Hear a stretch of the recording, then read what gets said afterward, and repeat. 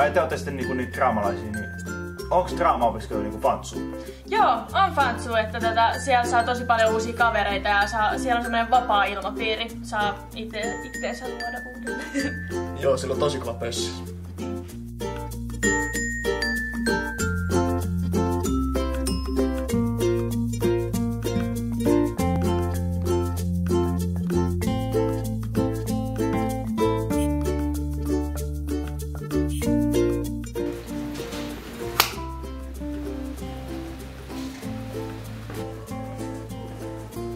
Ei ota.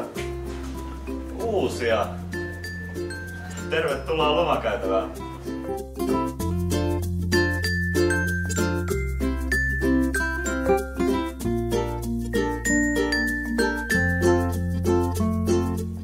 No mikä täällä Marksessa tässä loma-opiskelussa on spesiaali? No täällä on hyvä työympäristö, tilat ja kaikki on kunnossa. Ja sitten täällä on siis spesiaalimpia kursseja, biokemia ja ihminen aerosuhteisprojekti. Ja sitten toi Hyken työkurssilla ollaan sellaiset pingispallotykkiä värkätty, että se on ihan siistiä.